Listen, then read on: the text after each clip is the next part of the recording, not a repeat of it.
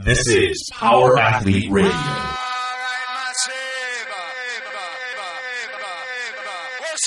With your hosts, Denny K, Professor Booty, and the Luke Summers.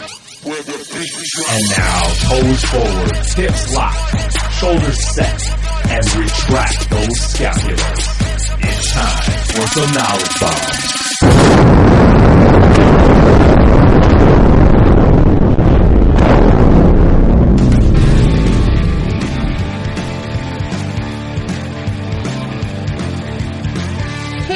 Thanks for tuning into Power Athlete Radio.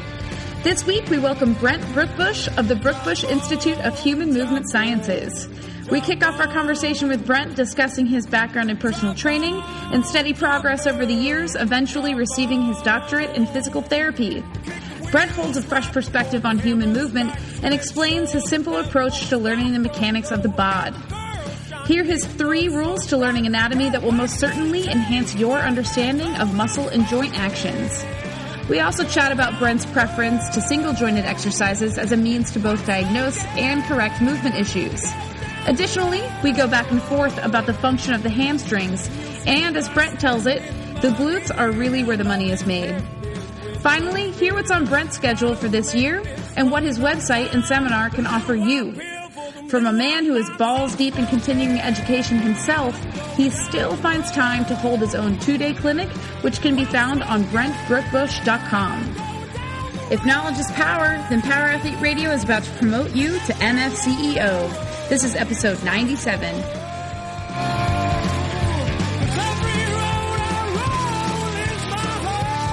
Power Athlete Nation, how are you doing? Welcome to another episode of Power Athlete Radio. This is Denny.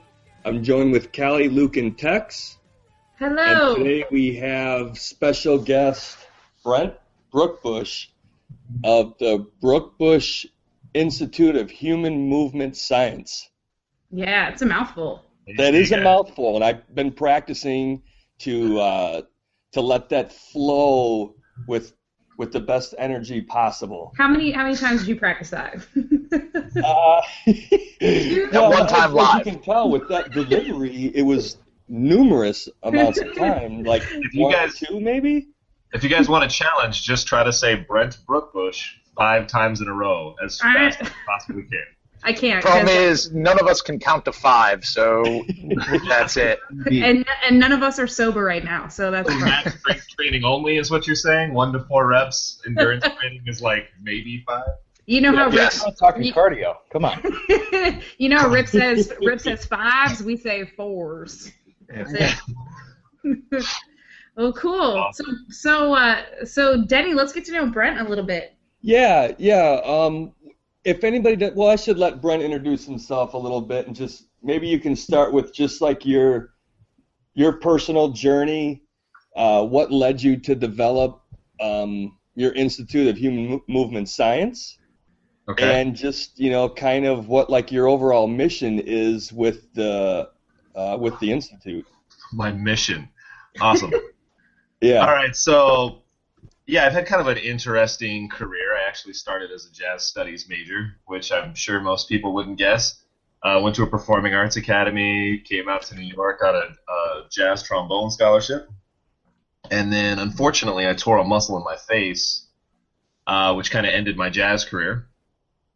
At the time, I was doing personal training as a way to kind of support my education, to support the bills that I was accruing through my, college studies and just trying to make a living as a jazz player, which is not easy. So after I blew out my chops, is what they call it, I tore my orbicularis oris, I kind of just let personal training take over full time. After a few years, I ended up at New York Sports Club, or TSI, Town Sports International, Washington Sports Club, Philly Sports Clubs. And I met a friend of mine, or now a friend. He was teaching their Foundations program. And Foundations was kind of the program that all trainers for New York Sports Club had to go through to keep their employment and to keep progressing up the different tiers. And when I saw my friend speak, I was like, I want to do that. So shortly after that, about 6 months later, I got hired on as faculty at New York Sports Club. That was about 10 years ago. I spent 3 years as faculty for New York Sports Club, then 3 years at Equinox.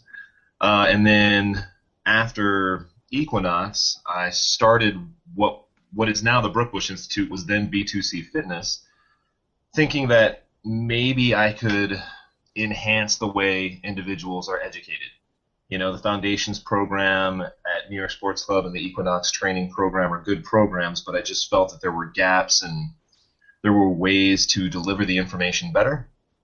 And at around the same time, I also got picked up by the National Academy of Sports Medicine, who I've been faculty for the last 5 years. Now, in all of that time, I also acquired a bachelor's in sports management, a master's degree in exercise science, and then just finished up my doctorate in physical therapy. And more or less all for the aim of, if I want to do this thing that we're going to call my mission in education, that I was going to need both a doctorate that allowed me to put my hands on people, which is why I went for physical therapy. Manual therapy is kind of an important component of that corrective exercise paradigm and optimal movement and optimal performance. And then I knew I needed a doctorate as a terminal degree if I wanted to keep teaching. And then as far as the mission, you know, I've kind of hinted at it. The mission is to optimize education in human movement science. I think there's a lot of smart people out there. I think there's not a lot of great delivery out there, if that makes sense. I know we've all been to various conferences and had the unfortunate experience of sitting through somebody we look up to who maybe doesn't teach very well. You know, they're really smart, but they have a hard time explaining what they're trying to get across. And yeah, the pedagogy of it all. Yeah, that's kind of the bridge I'm trying to fill. You know, my geek out is these predictive models of postural dysfunction, which I've been working on, which kind of build off Yanda and Sarman and Dr. Mike Clark of NASM's work. So that's kind of my little human movement science geek out. But my focus is really, you know, I consider myself an educator first. Yeah. You have any other questions? That was the pretty no, that's dry it. introduction. That's it. Hey, thanks for coming on. No, you so I mean, shit, you have clearly an extensive background, and you have done you know, you have a diverse background because you came from that time where you were working as a trainer out of necessity, and then that blossomed into sort of a passion for human movement, and then beyond that, wanting to really like perfect the way that you diagnose athletes, or you have people come in and you diagnose movement or movement patterns or issues or holes in the training, etc. You know, and what are you like? You're like 24 years old, right? So you're like a baby genius. And I wish I was 24 years old. Holy and cow. do you have like your doctorate, or do you have it now, or you're still in the process of getting it? Okay, great. Yeah, I have my doctorate, and you can add a decade to 24. So. But still, I mean, that's an impressive resume. So as where you sit right now, your online training resource is pretty extensive, right? Can you talk a little bit more about what you offer in terms of your website and how people can access you online, what they receive from the website? Yeah, absolutely. So right now it's at brentbrookbush.com, which I know sounds very narcissistic, but that was not the original intention of that website. That website started as ilovemyself.com. It started as ilovemyself.com, exactly. And it was just pictures of me, and then I decided to write some stuff. But what it actually started is you know, originally B2C Fitness was an outsourced in-house training and development program that was based mostly on live content, and the online stuff was the support material.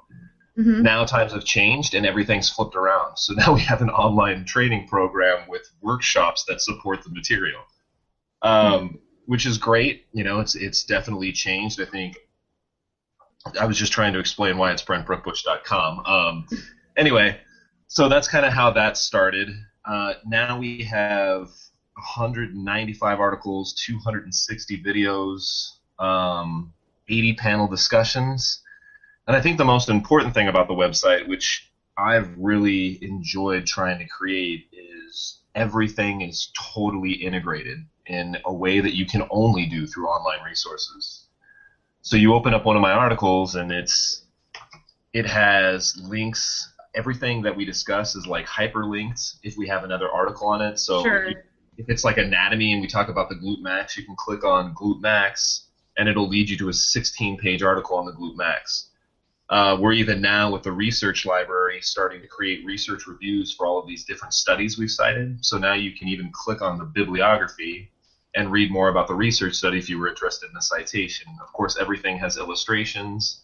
Everything has videos embedded. Mm-hmm. So you get this much more dynamic learning environment. And it also leads to a little bit more free flow, which I think a lot of people appreciate. I keep telling people that I'm trying to basically create the Wikipedia of human movement science. Mm-hmm. Like, I just want you to like get in there and be reading an article, and all of a sudden 3 hours later realize you're 17 articles deeper. Yeah, it's a wormhole. And happy about it.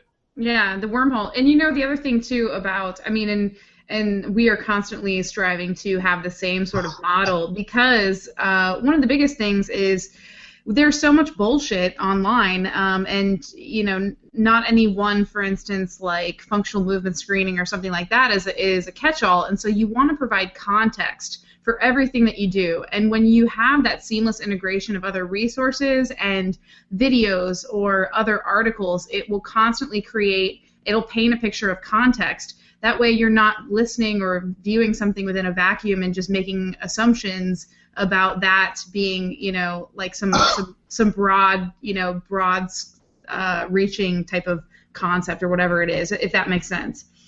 Absolutely. I think that is one thing that some of even the people I look up to, who have, I'll call it the guru race. I've kind of gotten sucked up into the guru race. I'm competing with guys like, Mike Boyle and Gray Cook and Gary Gray, although I wouldn't say I'm on that level of notoriety yet. You kind of get what I'm talking about. Everybody's kind of out there trying to teach.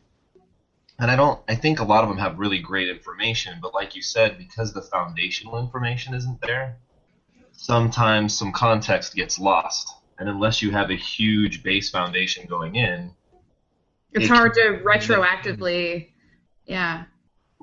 definitely. It's hard to kind of like retroactively impart that base knowledge if you didn't establish it on like whatever the database is to begin with.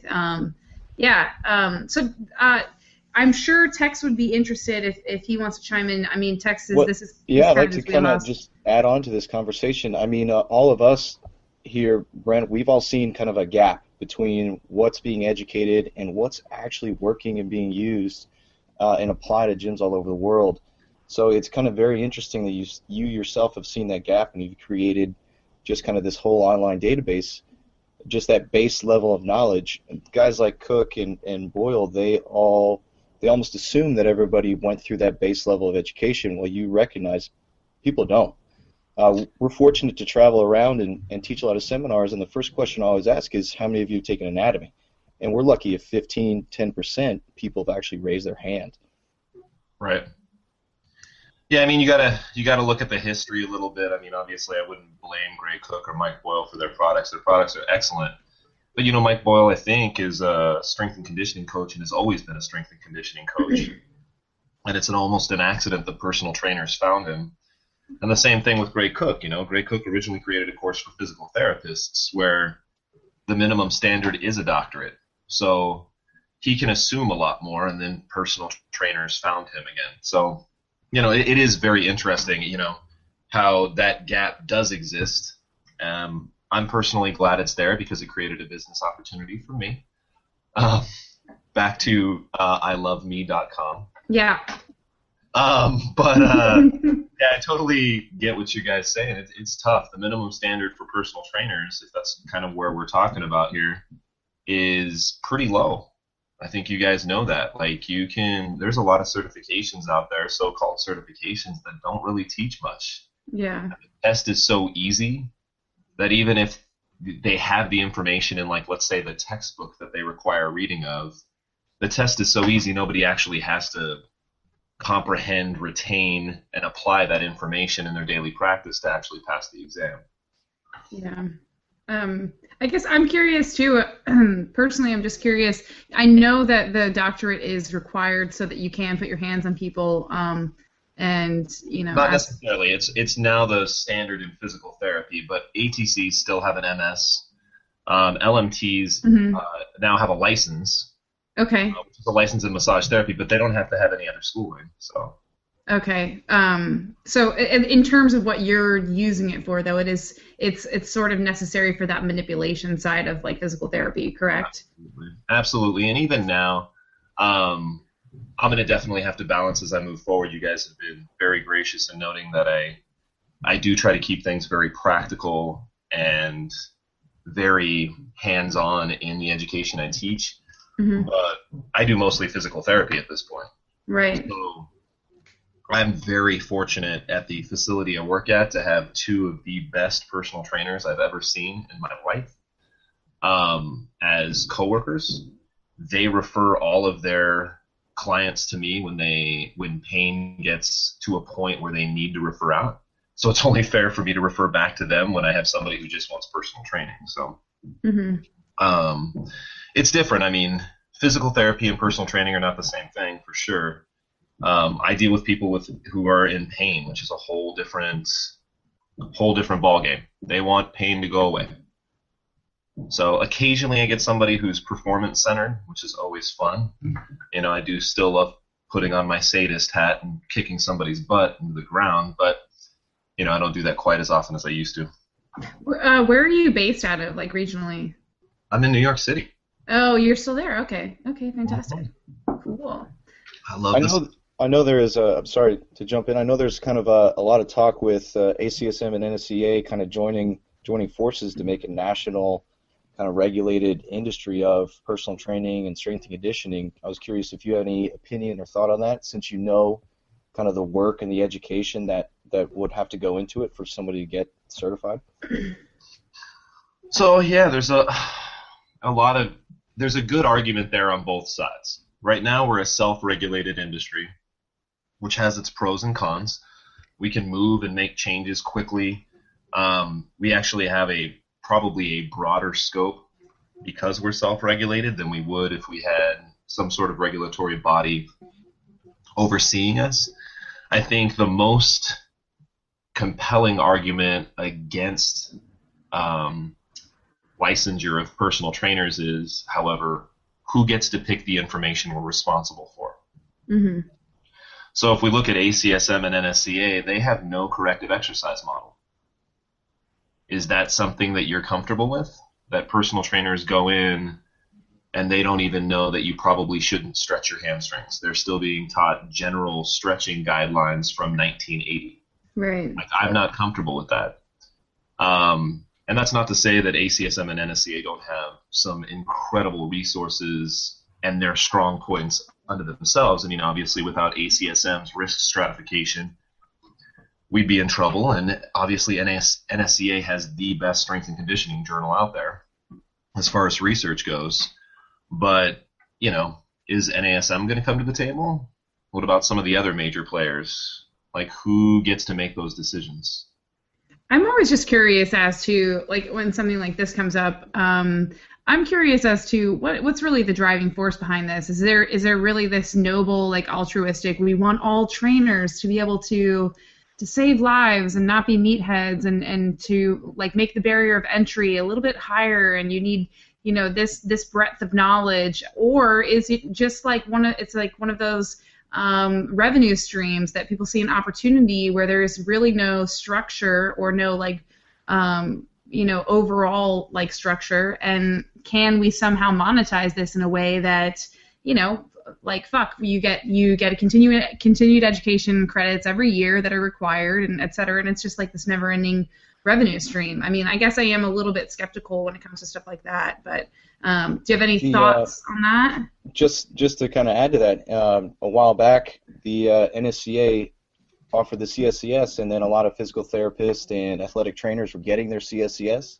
So you had college strength and conditioning coaches, and then they were going kind of butting heads with the athletic trainer, and the athletic trainer said, well, I have my CSCS, so I'm as smart as you and smarter with my master's or doctorate. So what they did, they started the CSCCA, so the College Strength and Conditioning Coaches Association, and the only way to get that certification is if you've apprenticed under one of the master coaches. So they increased that. Maybe there was some ego involved, but they kind of increased the barrier for entry to become a college strength and conditioning coach. Sounds like we're chasing our tails a little bit on that exactly. one.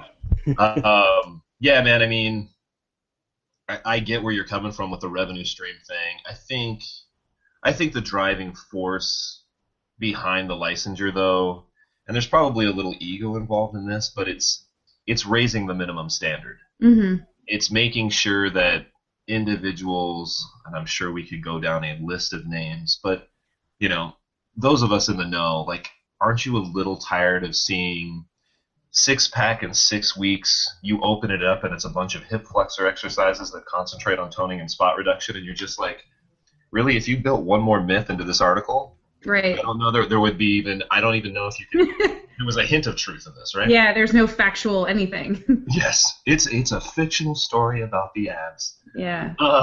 But you guys get what I'm saying. I think that's actually the driving force, is raising the minimum standard so that we can be proud of calling ourselves personal trainers, being proud of calling ourselves strength and conditioning coaches, which at this point I think we get some odd looks.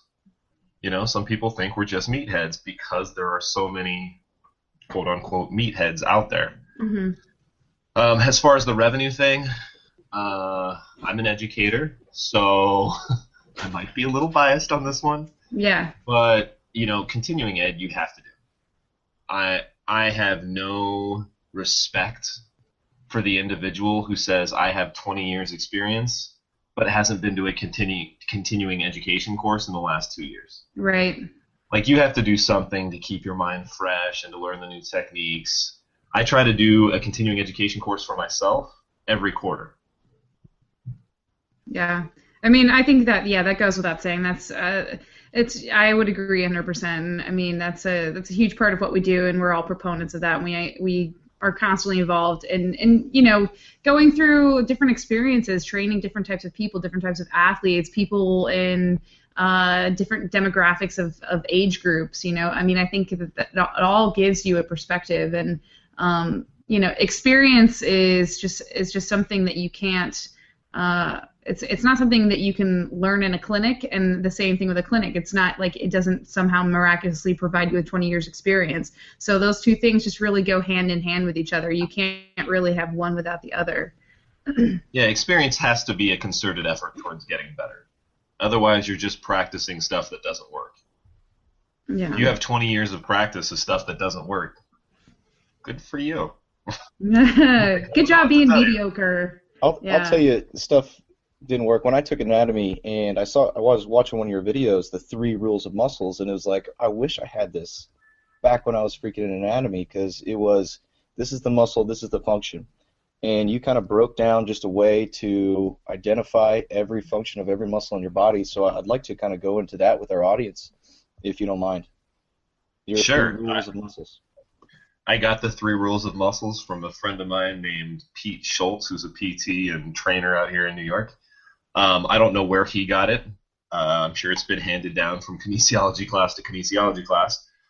But it's just basically looking at a muscle for what it is, right? So all a muscle will do is contract and relax. That's it. They're little force generators. They want to shorten. If they're not shortening, then they're relaxing. So all this stuff about, you know, the proximal side being tight and the distal side being long, and shaping of a muscle and tone, and like basically giving muscles attributes that would almost impart a human quality, like they have little brains inside them. You just stop thinking that way, right? Like you just going, okay, all a muscle does is contract. That makes sense. I can deal with that. Right, and then the second rule of muscles is muscles only work on joints they cross, which also makes a lot of sense, and I know most people are like, duh. Obviously, my glute crosses my hip. I know it moves my hip. Where that gets a little bit more confusing, and as I teach that functional anatomy course you guys are kind of referencing to, where all those videos come from. You take something like the biceps brachii, and you go, well, that moves my elbow. Well, the truth of the matter is that your biceps brachii crosses your shoulder, elbow, and radial ulnar joint. So it can flex the shoulder and have an effect on shoulder movement. It can obviously flex the elbow, we know that one. But it can also do supination at the radial ulnar joint, and happens to be a fairly strong supinator. I think the other thing that second rule does, which is nice, is it takes something like the ab myth, with all of these leg raising exercises for the abs, and you start realizing this isn't rectus abdominis exercise. It can't be. The rectus abdominis doesn't cross the hip. It can't move the hip. So these hip flexion exercises have to be caused by muscles that cross the hip. In this case, like we could say maybe like the psoas and iliacus, although there's more hip flexors than that. And if we start looking at, okay, psoas and iliacus is probably what's getting worked in those hip flexion exercises, it actually solves the issue of, well, why do I feel it in my lower abs? Because we also know that the psoas connects to the lumbar spine, and the way it kind of wraps around forward lies right under the lower abdominal area. And then, of course, the last rule is just muscles work best in the direction of their fibers. So if you can visualize a muscle, and its grain per se, right? So like, wood has a grain, muscles kind of have a grain. And you just think about the direction of those fibers and how it's going to pull a bone when those fibers shorten in the direction of them. You can pretty much figure out any joint action that any muscle will do with just a picture, really. We actually do exercises in that course where I try to pick exercises or try to pick muscles. These are generally new students who haven't seen a lot of this stuff before. Right. But I'll pick a muscle that I'm hoping they haven't seen, like let's say gemellus superior, right? They've never seen gemellus superior. They don't even know what it does, and it doesn't matter because within 2 minutes they've told me everything that muscle could potentially do. And now all we have to do is add a name to it. Which is kind of cool. Once you get a good... But then, the nice thing about learning anatomy this way is the better your internal visual model gets of the human body, the more you know. Because you understand the concepts of how these tissues work, it's no longer rote memorization. It's just continually working on that internal model that you have in your head of what things look like, and you would be surprised at what you can solve. Crazy issues. I'm sure I could come up with some crazy case study involving, history of pathology, acute injury, blah, blah, blah, and weird pains. And if you have that good visual model and you just stick to the concepts, before you know it, you have 3 or 4 interventions that you could use to potentially correct the issue. Yeah, what I love is, a couple of things is that it takes, especially this model in terms of learning that base level of like an anatomy. A couple of things is it takes the mystery out of it, right? So even somebody, for instance, who is not in strength and conditioning or not a personal trainer, it can empower them to be a little more cognizant of how their body moves, or identify aches and pains, and be a little bit more proactive in their own, whether it be recovery or just awareness in terms of how to adjust their training if certain things are feeling certain ways. It's not a mystery, right? So it's, like if you don't know anything about how cars operate and that's a mystery to you, then the idea of opening the hood is just like, it's overwhelming. But like, not to be like an a-hole, but like the people who are working on my vehicle are not brain surgeons, you know what I mean? They just have an understanding of the components, and when you take the mystery out of it, it's far less overwhelming.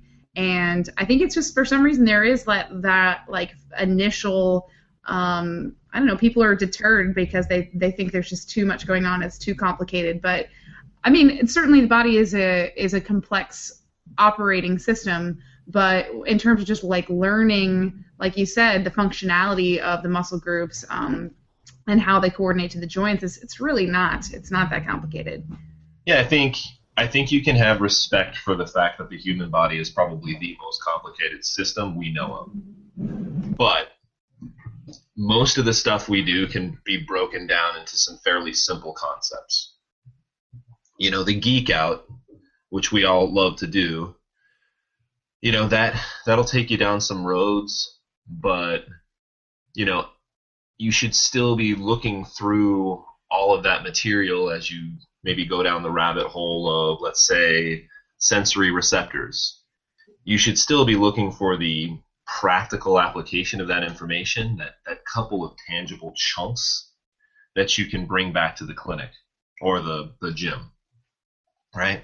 The other thing I think that I've been very careful about how I move forward is there's a buzzword in education called scaffolding, and it's just how you go from point A to point Z, right? So if you want somebody to be able to do high-level algebra and you're starting with 2 plus 2, what are the steps you're going to take to get there? What practice problems are you going to build in? What concepts are you going to teach in each lesson? And I think we've been pretty careful and pretty good about putting out information that continues to build a scaffolding that is literally one simple step at a time.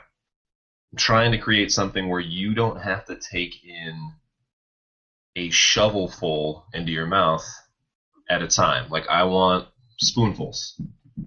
So just like you kind of pointing out, it's small chunks, it's small concepts, and then before you know it, like, you put a few years into this, and you look back and you go, man, I remember when planes of motion was hard, and now Brent asked me what my tibial internal rotators were, and I crushed it. Yeah. Like, there's just a bunch of steps between those two things. Yeah. Tex, anything you wanted to add on to that point? No, it's just that simple chunking model that we talk about at our seminars. I mean, Brent, I'm sure you heard, we've read a book called Talent Code. I'm not sure if you're familiar. Mm-mm. Well, write it down. Dan Coyle, Talent Code, definitely recommend it. And he just kind of talks about, we learn to play music, we learn to read, we learn to do math, and we learn to move just as we do anything else. So if you're kind of taking that idea and that concept, he calls it chunking. And it's almost like the scaffolding you just described to a T. Yeah, I definitely like that concept. I would say, to add to that, we got a chunk, and it's what my friend Rick calls, you got to put in your reps. You know, like, we all go to the gym, and we know if we want stronger legs, we got to put in our reps. Yeah. We got to do sets and reps of squats or deadlifts or whatever we want to do, right? I think the same thing applies for learning, which is, you know, another thing. We keep trying to build in more and more activities into our website. It's like, yeah, so you need to learn your anatomy, and then you got to figure out how to practice that. So, like, we have graphs in the functional anatomy courses where I make you go, okay, let's analyze the pec fly. What two joints are moving? Good. Shoulder and scapula. What are the joint actions? Horizontal adduction, protraction. Good. What are the horizontal adductors? Pectoralis major anterior deltoid. What are the protractors? Pectoralis minor and serratus anterior. Great. Let's do a reverse fly. You guys kind of get where I'm going with that. And we just keep breaking down bigger and bigger movement patterns. Right. And before you know it, they can just lay out, like, all of the muscles responsible for each joint action, like, within a few hours. And that's what they need then to use, like, the overhead squat assessment to do corrective exercise. That's what they need to be able to analyze a squat, which is a big deal right now, right? If somebody's knees bow in, like, what are they seeing? If it's femoral internal rotation, they now understand, because they've done all these graphs ahead of time, they can list those internal rotators no problem and address them.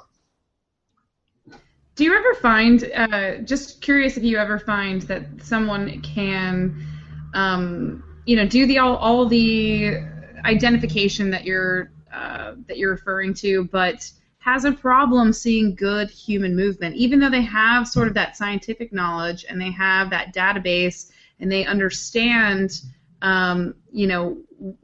the order of operations, what's doing what, but they can't see good movement because, maybe they don't have a lot of experience, or is there ever a disconnect, you think? I think that, I always take a 50-50 approach when I'm teaching, at the very least. So if somebody doesn't get something, the first question I ask is, how is this my fault? If somebody wasn't getting being able to do a movement assessment, I would assume one of two things. Either they've never had it defined for them, i.e., let's say we're talking about feet turn out. All right, so we all have seen like people's feet like turn out like ducks when they squat. Probably not a great thing for the knee. If they didn't know what they were looking for, I would define what neutral position is. Make sure that they had really defined parameters like second toe parallel to the other second toe underneath the ASIS, right? It's just a very hard definition. And then go, okay, so anything deviating from outside that definition is what you're looking for. And then you just got to throw examples in front of them, whether it's pictures, maybe they're more visual learners, right?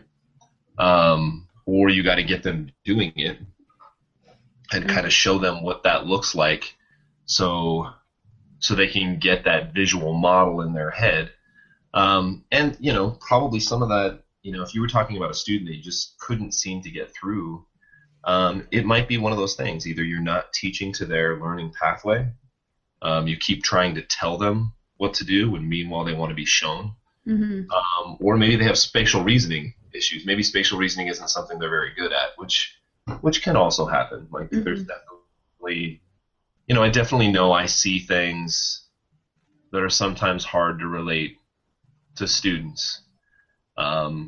And who knows, maybe I have a special extra little bit of spatial reasoning, maybe from my music background or something, mm-hmm. right? We know that like musicians have better spatial reasoning, generally speaking. Mm-hmm. Maybe I am seeing some stuff that other people don't see. I don't know. Maybe you're just like the movement whisperer, and it's just like that. That only works. That only works if I can just walk over to somebody and go, "Now move right," and that flips. Right. That'd be a lot better. Maybe it's easy to just overthink it all, and there is a lot of realize that there is some like simplicity to it. Yeah, there can be. Watching somebody and it's obvious they're doing something wrong, give whatever movement. Yeah. And you could overthink it. Well, it can't be this simple of a fix. It's, I need to, look at it from this more detailed perspective, and that might not necessarily be the answer.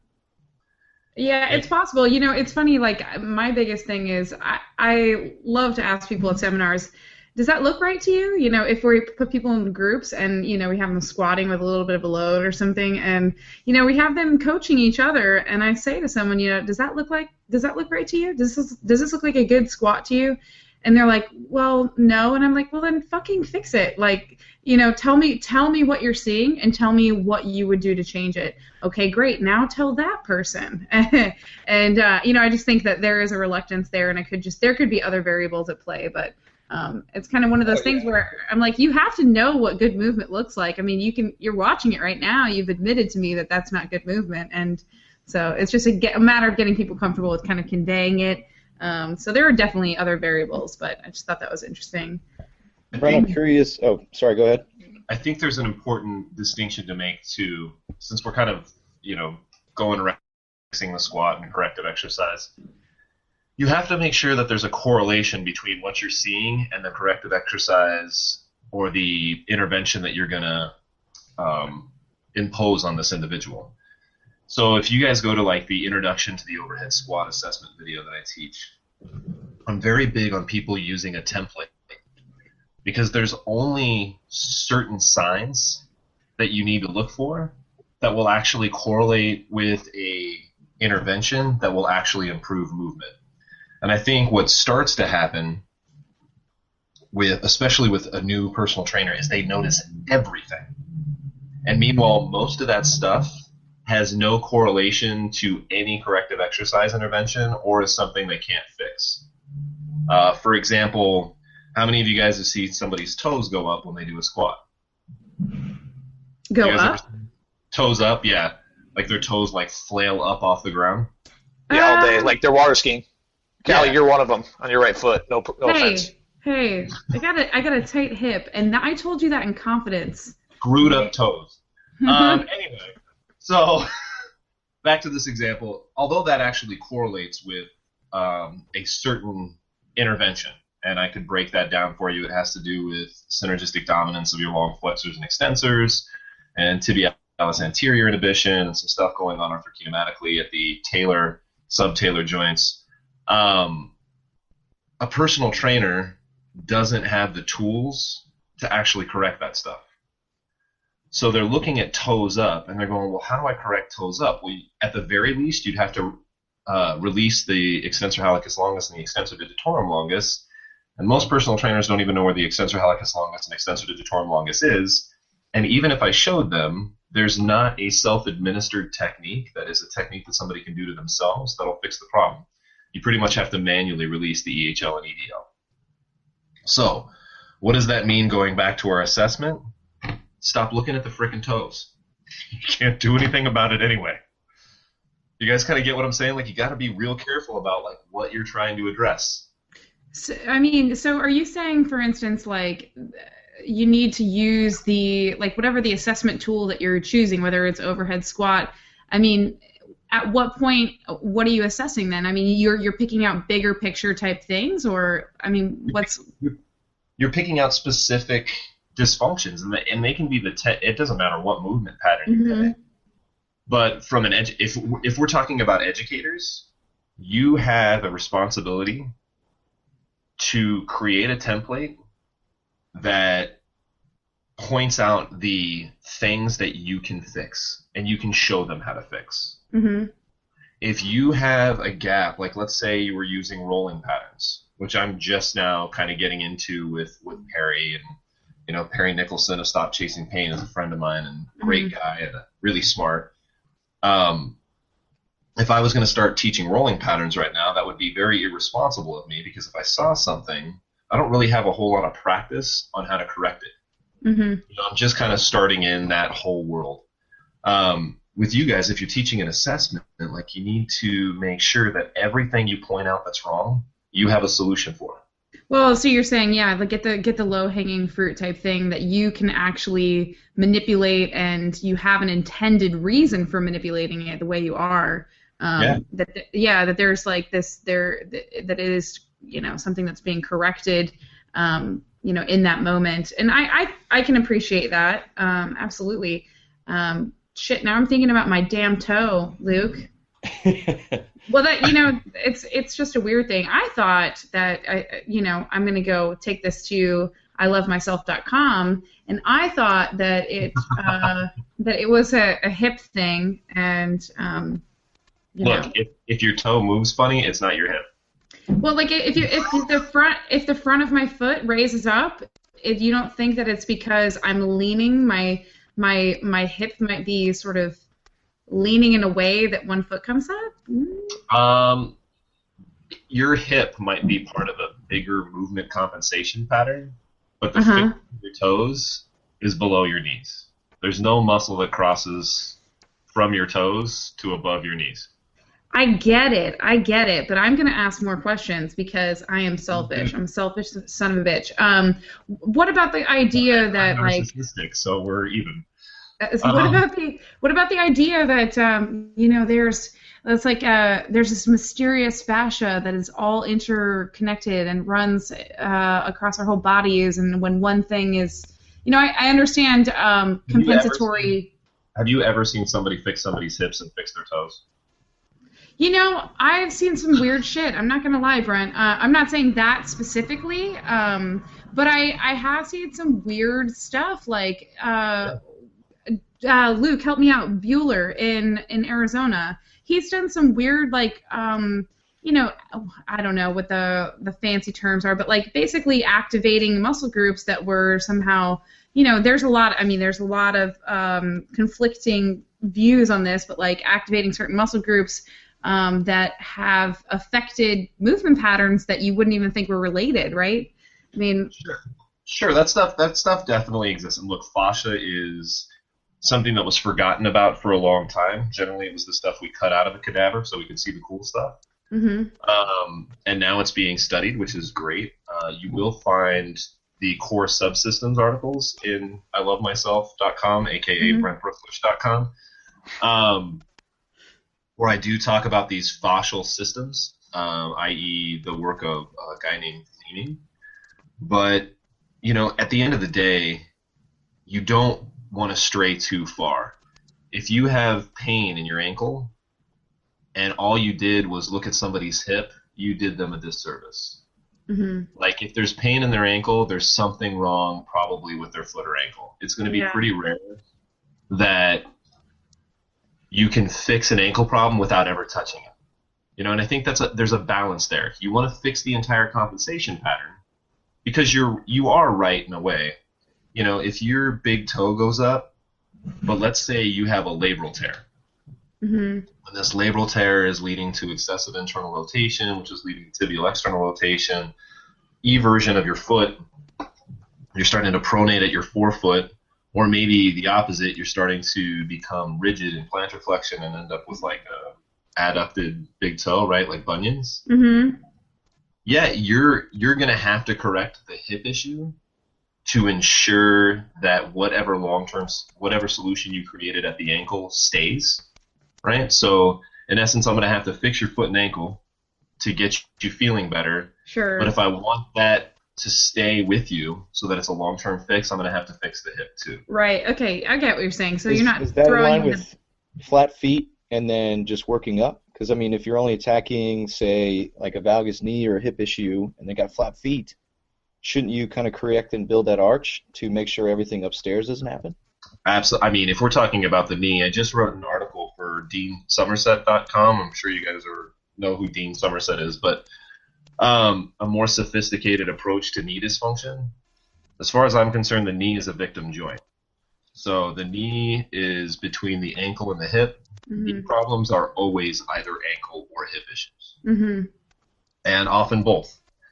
So if I want to correct knee dysfunction, generally what I'm thinking is improving hip mobility, increasing dorsiflexion, strengthening the glute max and the inverters of the foot. Yeah. That would be a big general corrective exercise paradigm for the knee. I think Texas probably crying tears of joy right now because that's pretty much all we preach. High five and angels over here. Total Tex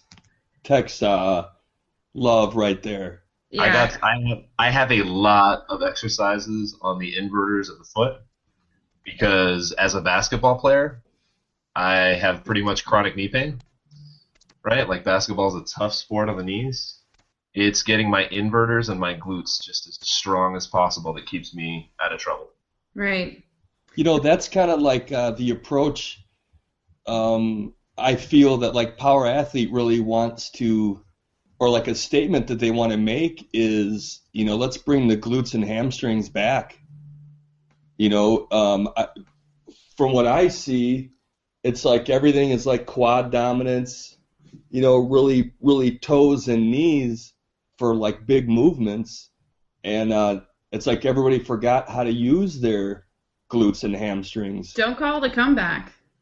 Don't call it a comeback. I've been here for years. Yeah, posterior chain has been here for years. So this was going to be one of my questions, Brent. It's not necessarily a dysfunction. Maybe you can prove me wrong, but we're seeing people do a lot of work in using their quads and completely neglecting their hamstrings.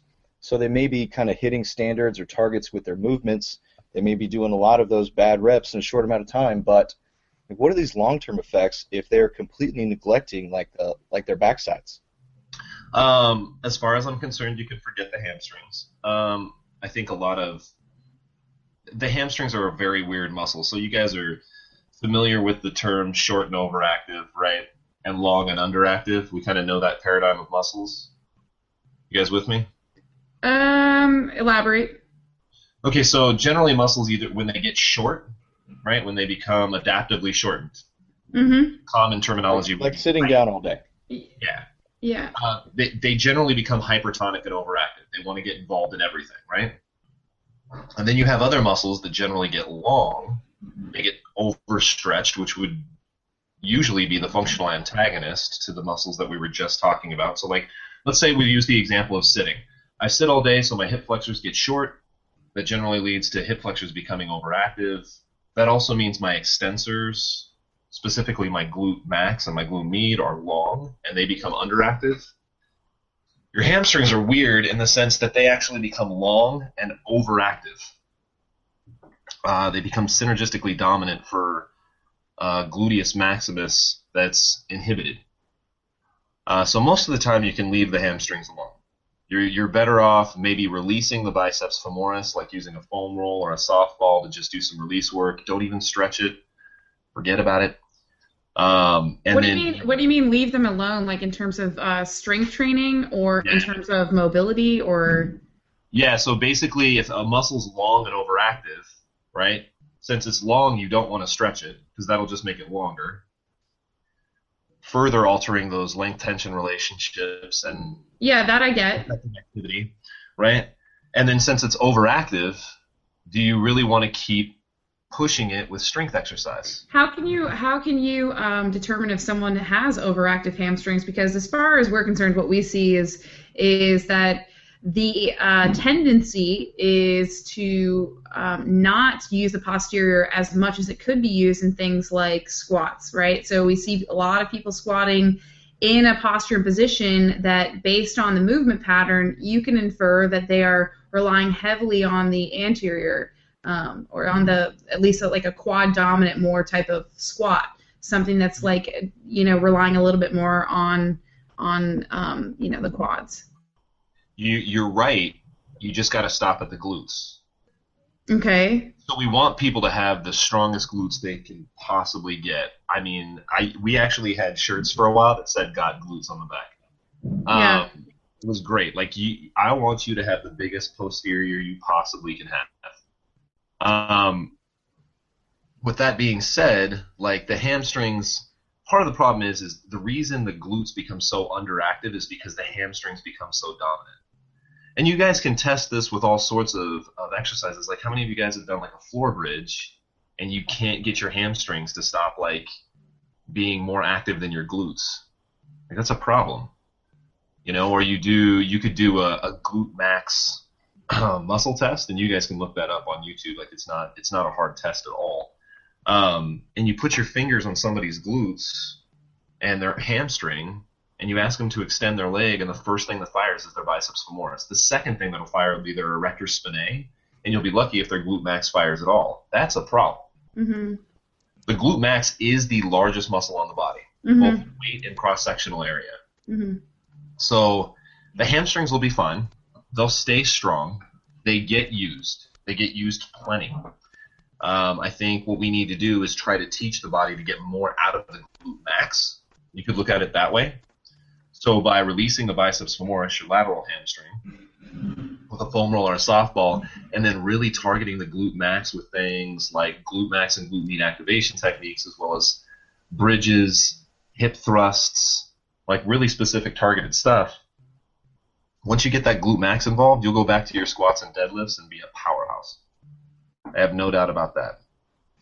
Yeah, interesting. I mean, I'm sure in a lot of ways we're kind of just speaking the same language in terms of the posterior. I mean, it is, anybody who knows anything about anatomy knows that, yes, the glutes are the largest muscle in the body, and I think what we're trying to indicate to anybody who follows Power Athlete is that in terms of performance, on-field performance, sprinting, running as fast as you can, it does coincide with what you're saying in terms of recruiting the glutes and the posterior, because we know that those are essentially the muscles that make us go, right? Those are the things that are going to propel our bodies forward, and that's why we put such an emphasis in terms of using strength training. Really, that is more biased towards the posterior, and we do. I will say, in a lot of our literature, we do use the term hamstring, but it's not out of neglect of the glutes. I mean, that's just something that I guess in my knowledge of the body is probably fractional compared to yours, but I think that ultimately we are saying a lot of the same things. It's just Our low-lying fruit for most of these people is not glute activation. It's just getting them to fucking sit back in a squat. You know what I mean? Sure, I think there's simple techniques out there. I think there's other low-hanging fruit. I think I'm just being a little bit more specific, and I think yeah, definitely. That's even goes back to that what we were just talking about with fascia and the hip versus the ankle. Like, people tend to, especially in the fitness realm, tend to overgeneralize. They take something that was a good idea and then they try to apply it to everything, making it a bad idea. Mm-hmm. Right? I think there's just a space there where there is low-hanging fruit. Like, I think it was Tex and I were just talking about glute max and inverters, or glutes and inverters. Like, that's pretty simple. It's a set of, 3 or 4 exercises and their progressions. Like, let's leave it at that. It does go back to the context thing what we were talking about earlier too. Yeah, sure. I could go into how a glute squat can't be a corrective exercise if we really want to blow this conversation up. I say go. Go, yeah. Go? Yeah, because we're here to learn, and this is as far as I know, we haven't paid you to be on the podcast, so this is a free. You have not paid me to be on this podcast. I will send you my invoice. All right, so I've been teaching the corrective exercise model for a really long time, starting with NASM, and now I have my stuff as well. And there's an issue with using multi-joint movement patterns as activation exercises. There's this concept by a woman named Shirley Sarman, Dr. Shirley Sarman, a very well-known researcher in physical therapy, and it's called relative flexibility. So relative flexibility is not a good thing. It's not, well, I can touch my toes and you can't, so I'm relatively flexible. That's not what we're talking about. Relative flexibility has to do with, if I'm stiff at my ankle, I'll steal mobility from my knees to get the movement pattern accomplished. Right? That's kind of how the human body works. Yeah. I think we can all totally get that. Yeah. So trying to use a multi-joint movement pattern as an activation exercise will always lead to relative flexibility, because that's what the body wants to do. Right? So if you haven't fixed all of the pieces of the puzzle and you try to put it together with broken pieces, you actually haven't corrected anything. Yeah, and you see that too, like, you see that in various, like, movement screenings too. The body's going to find a way to get whatever it is accomplished that you're asking it to do. And so can you, and sort of to the converse, can you talk about the value of using single-jointed corrective exercises? Sure. So let me, because I know this will be a problem for some individuals. I only do single joint exercises if I am trying to activate a particular muscle. So by no means am I saying that single joint exercises overall for like resistance training, strength training, performance enhancement are advantageous. They're not. But if I'm trying to do a single joint movement, let's say I'm doing the glute, right? Let's say we're going back to the glute max. That's going to have to be a hip joint motion. I'm going to have to try to find a way to keep the lumbar spine and the knee out of the motion, because my commonly overactive synergists, the muscles that want to take over for my glute max, are my lumbar extensors and biceps femoris. So if I allow somebody to use their lumbar extensors and biceps femoris to complete the movement, I give them a movement pattern that they can use that compensation pattern for. Guess what their body's going to do? They're going to do it, right? Now, if I use a single joint pattern, like let's say I use hip extension with abduction for glute max, and I'm going to do this with triple extension. So they're going to be lying prone with their leg nice and long. And this, I'm actually describing you my glute max activation technique, which is on the videos here.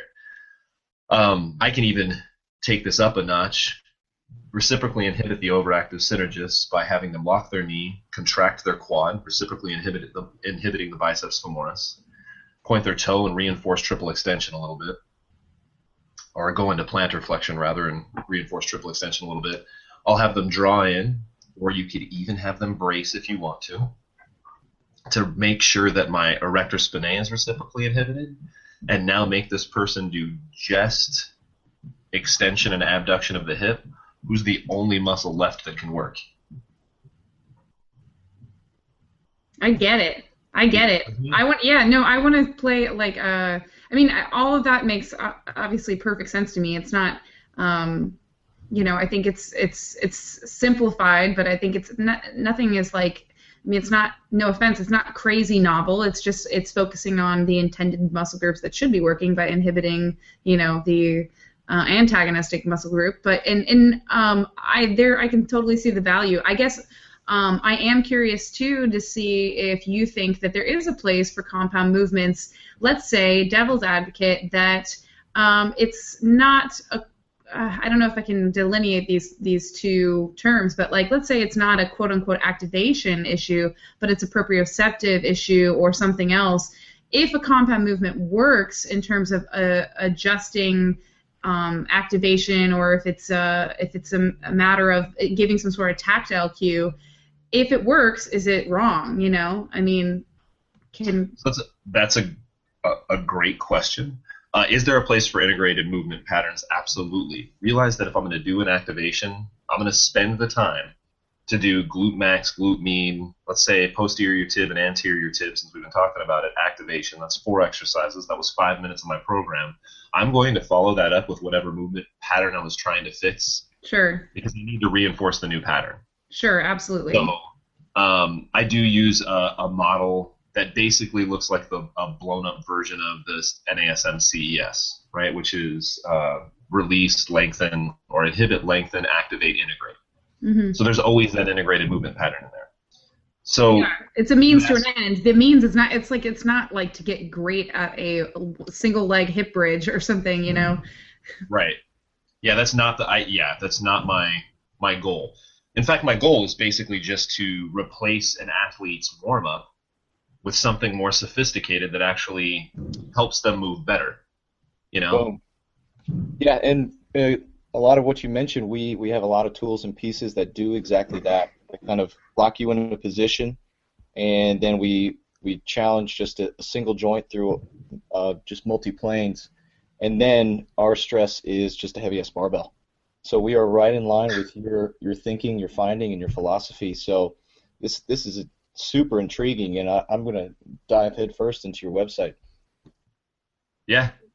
I mean, I think, you were talking about the proprioception issue. Mm-hmm. I think the one thing, people ask me, I guess the more common terms was, is it a stability issue or a mobility issue, right? We hear that all the time. If you want to say, is it a stability, mobility, or proprioceptive issue, my answer is always going to be yes. Yeah. Like, you can't separate the components of the human movement system. I know. I don't know why, but that trio makes me want to vomit, kind of, because it's so overused. I mean, there are people who use those terms to how they should be intended to be used, but I think you can relate. I mean, some people really overuse and they don't know what mobility is, or what role it plays, or for instance flexibility. I mean, yeah, but they're all integrated. That's why I like your answer. Yes, it's like, yes, they're all. You definitely have people who lean more than one direction than the other. Lean in one direction more than the other. Like, you'll have people who come in like Gumby, right, and they're crazy hypermobile and not very stable. But chances are even they have tightnesses somewhere. Right. Same goes for the other side. Like, Tex looks like a big guy. He might. Hell yeah. 5'8", 210. Keep going. 5'8", 210. Amazing bone density.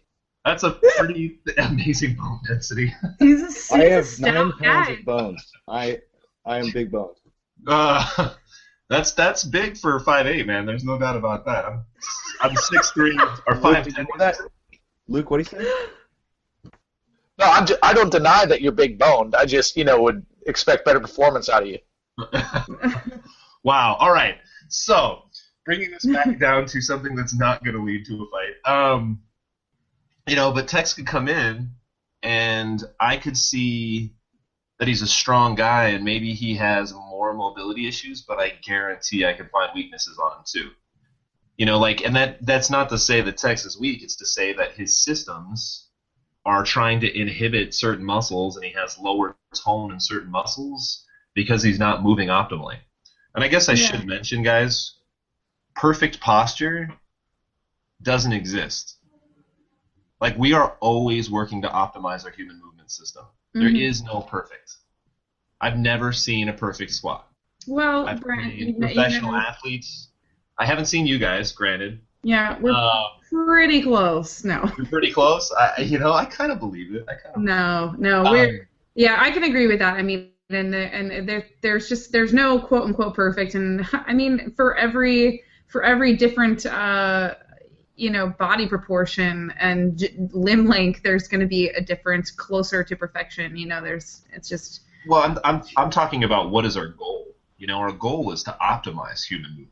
Mm-hmm. So I'm not even so much worried about proportions. I think proportions for the most part are proportional for most people. And frankly, I can't fix them, so what do I care? But you're always just, perfection is a journey, not a destination. Just like a NASCAR mechanic is constantly tinkering on their vehicle to try to get that next little bit of power out, that's the way we should be looking at these new integrated exercise movement prep / corrective exercise warm-ups. Yeah, we are like the rednecks of strength and conditioning. And just as the NASCAR people, we are just constantly tinkering. That's it.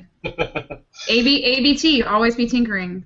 Yeah, I mean, they go around circles on the track, and we just keep doing the same exercises over and over and over. Same shit. Looks good.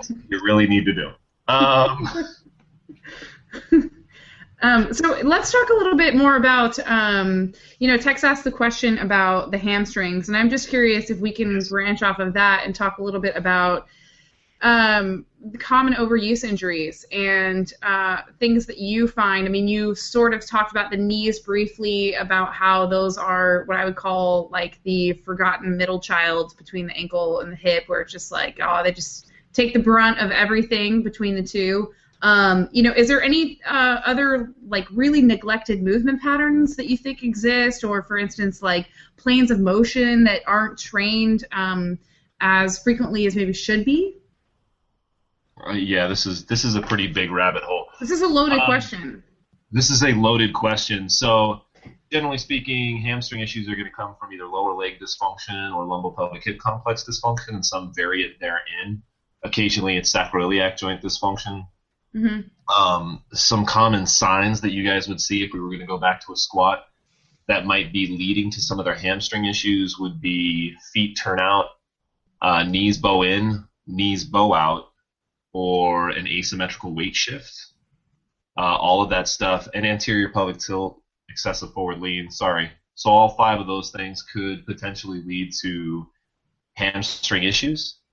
Again, that would go back to I would work on correcting the dysfunction. What I would do for the hamstring specifically is actually not much. I might try something like Graston or some inhibition taping to, that's the kinesiological tape, like rock tape. Mm-hmm. I might try some of that just to lessen symptoms and give things a chance to heal, but it's going to be big on trying to fix that dysfunction, whatever it is. We can't heal tissue. We always have to keep that in mind. I can't go in and put your hamstring back together.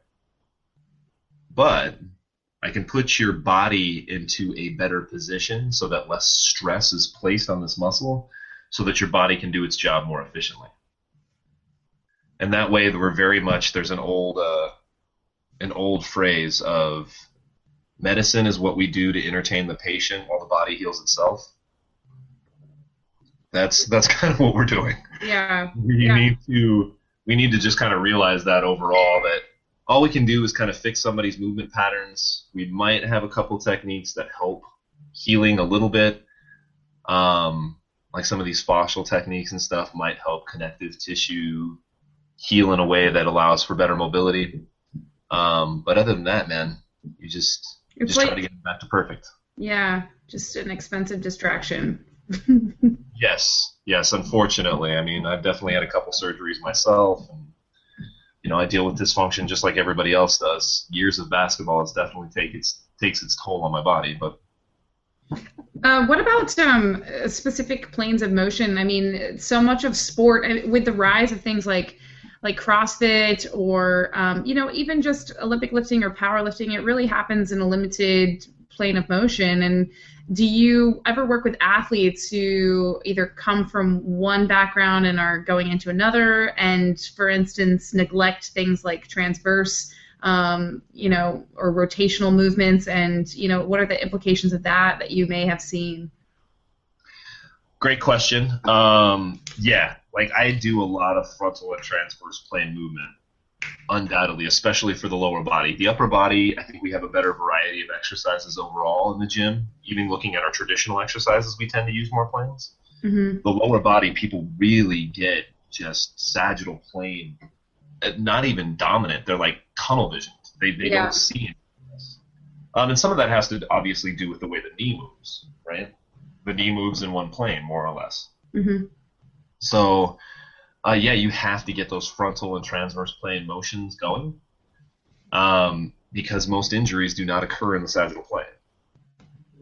Now, you take something like CrossFit, and I think athletes have already learned their lesson, right? I think we had a couple athletes a few years ago when CrossFit really made its major boom. A couple athletes were using CrossFit, and now no athletes use CrossFit anymore. You're talking about like field sport athletes. Yeah. And it's funny though. I think there are still some trickling in, like, let's say, some football programs that are saying that they're starting to include. I mean, I'm talking about too at the professional level, or saying, oh, so and so is implementing CrossFit. But here's the thing. No one knows what the fuck they're doing in their training. Like, CrossFit is constantly varied functional movements performed at a high intensity. And so that could be anything, and that doesn't mean it's necessarily just sagittal movements or frontal plane movements. It could be anything, and so it doesn't necessarily put a bad taste in my mouth or make me think that they're limiting their training or doing something, for instance, that's not appropriate. It's like it's anything. So I think sorry. Go ahead. Go ahead, Tex. Go ahead. I'm curious. Do you have any anti-rotation tools? So I'm neck deep in the ACL, and so what I'm focusing right now is that the action of the hamstring or the knee is still controlled through the sagittal plane, even though your body is moving through the frontal. Your body's twisting and going through transverse, but your knee is still protecting by posterior loading through the sagittal plane. So I'm curious if you have any anti-rotation techniques or knowledge, background, anything that you can kind of throw my way. I think you need to look at my up chop video. I actually go to a single leg variation of the up chop, and that definitely was part of my knee rehab after my knee surgery. It definitely puts a little torque on your knee. I think most importantly, which you know what I'm going to go back to, strengthen your glutes and inverters. Yep. Your foot and your glutes control rotation of the knee. Rotation of the knee is nothing more than femoral and tibial rotation, which can come from your ankle, right? We know that inversion and eversion are related to tibial internal and external rotation, and hip internal and external rotation that rotation goes all the way down to the knee. So strengthen your glute max, strengthen your glute med until you can't fit in your pants. Get those inverters strong. Not a problem. Huh? Not a problem. And get on that up chop video. I think you'll like it. I think it was a good one for me. It's tough. It's really, really tough. Single leg up chop. Yeah, that sounds dicey. So, Brent, what do you have going on in 2015 now? Any big plans? Wow. Things are pretty crazy. So I just hired 2 more writers. Just switched over my web development team. We're going to keep pushing forward with this online training program that we've created at ilovemyself.com, aka brentbrookbush.com. I think it's just trying to dial all that stuff in. We have a CEC site right now. I think moving forward, we're going to push that CEC site into membership to BrentBrookbush.com. In essence, if you're a member, you'll get to do CECs for free online through our program. And then I'm just looking forward to all the new content we're going to get into. This weekend, I'm going to start doing kinesiology taping videos. And I've talked with Medical Minds in Motion and Rick Daigle about possibly doing a little partnership with them on the taping thing because they teach a lot of taping courses. We're going to start, so we have the muscular anatomy articles. Two of my writers who I went to school with are very interested in starting joint functional anatomy articles, which I think will be really cool. So we're going to get that going. We've been looking around. I've been hinting at the fact that I'd like to do functional exercise physiology, which would be like an intro to program design course. So I've kind of talked to a couple people about that. I mean, you guys kind of know where I'm going. Like, I've been going in the same direction for years. It's just going to keep getting bigger. Yeah. Yeah, that's exciting. It's funny, I think most people sort of do things in terms of their website in reverse, and they dive in because the sexy stuff is usually like that programming design, and it usually happens after the fact that they get into things like their articles and physiology and continuing education.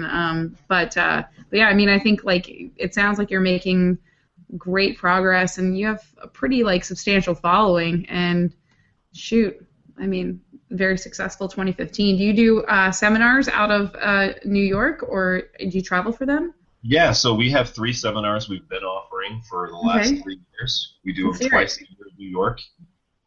We had plans on going national, and then the membership site kind of took over, so we just switched to a membership model.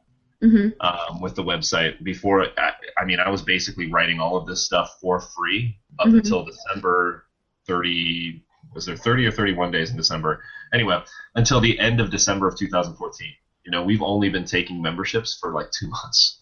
Yeah. So that's kind of our focus right now. Once we get past that, we'll probably start pushing national. But we do offer a 2-day functional anatomy course, which you guys were talking about, and advancements in program design. Our advancements in exercise selection, which is basically a 2-day corrective exercise lab.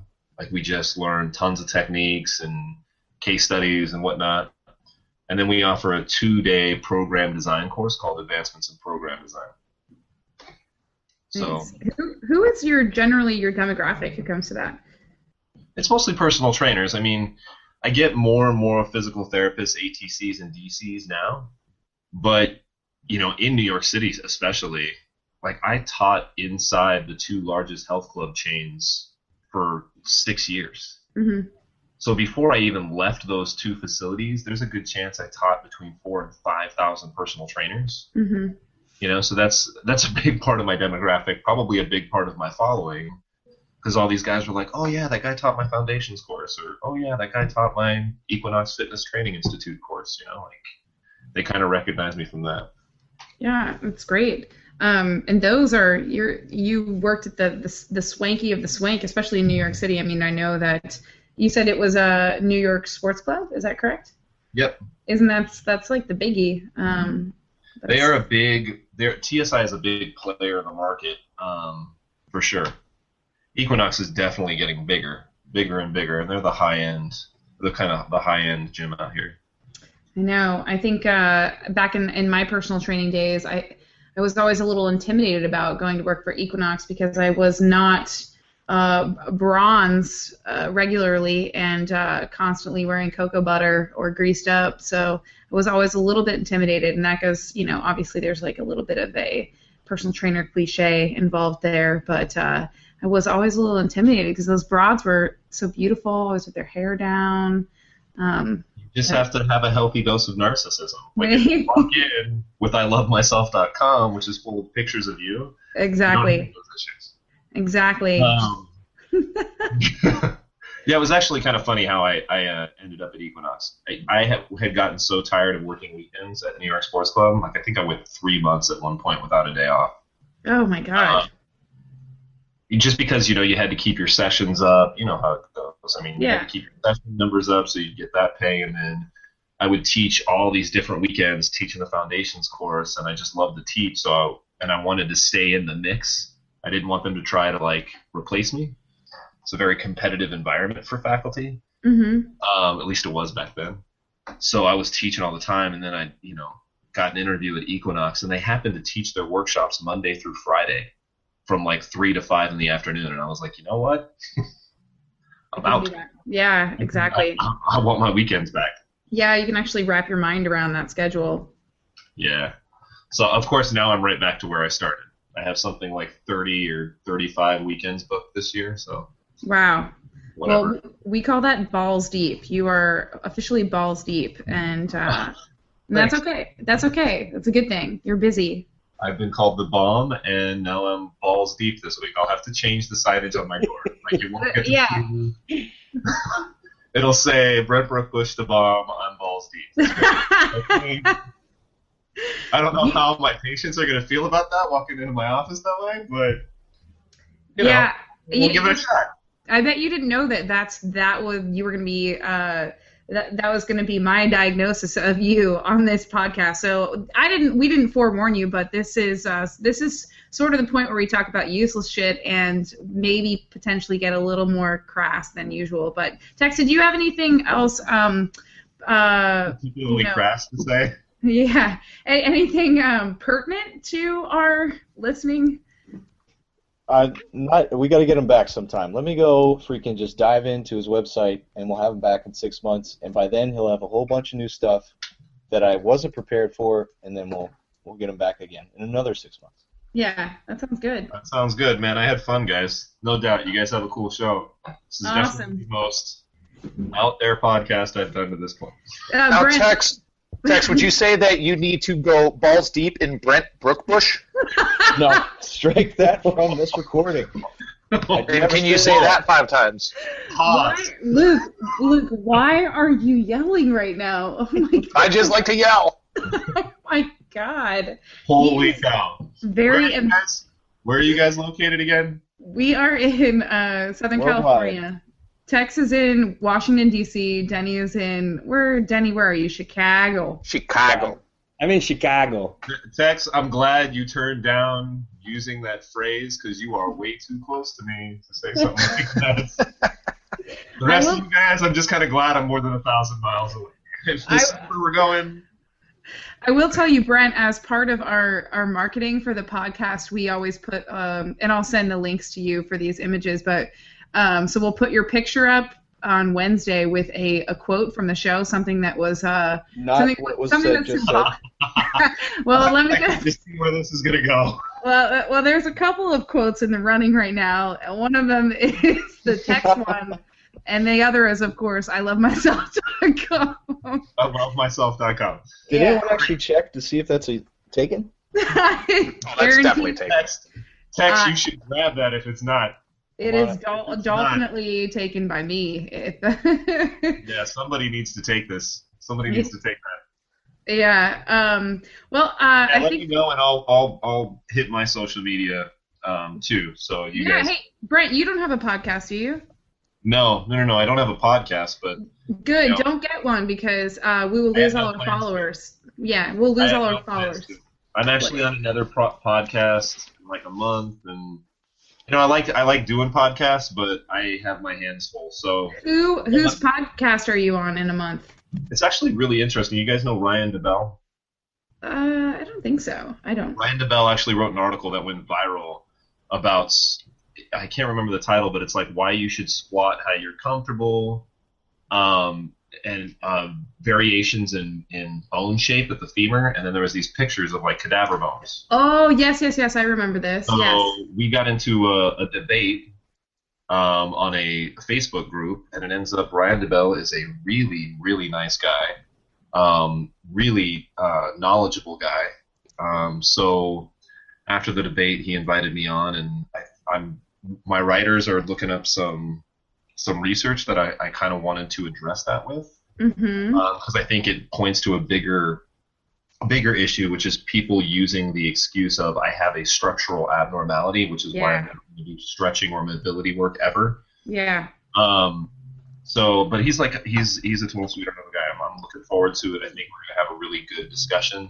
Oh, come on, Brent. This sounds spicy. I am looking forward to this one. This is gonna be. I know that you're like, oh, he's a really nice guy, but listen, I know a spicy cat. I'm gonna put the gloves on. I'm gonna put the gloves on and the Vaseline, around my eyes. I'm getting ready. I've been training. I know a cat fight when I see one, and this is a full-fledged squat off. So I'm looking forward to it. I'll have to listen to that one. I like to fight too, so it's cool. As long as we still respect each other at the end, it's Nah, you definitely won't. You definitely won't. But you'll come out on top because I mean, on your podcast. Exactly. And you're not an immediate threat to our podcast through your own podcast, so therein you're part of the fold. I'm looking forward to being back on your podcast. What I was going to say is I will put you guys on Facebook, LinkedIn, YouTube, all of my social media, so I can drive some hits your way. Yeah. I do have a pretty good size following. It generally helps. No big deal. Cool. Good for you. All right, guys. Well, that's it from my end. Anybody else have anything they need to touch base on? It's all good. I'm good. All right. Thank you so much, Brent, for joining us today, and we look forward to having you on 6 months when you're even more knowledgeable and when you've easily kicked that guy's ass via podcast. Or Ryan. It's going to be fine. It's going to be fine. I'm going to have you guys on with me. Yeah. So, like I have my posse. Yeah. So we'll go hardcore. That sounds great. All right, guys. Well, everyone have a great day, and we'll talk to you next week. Sounds good. Bye. Thanks a lot, Brent. See you guys. Thank you. Bye.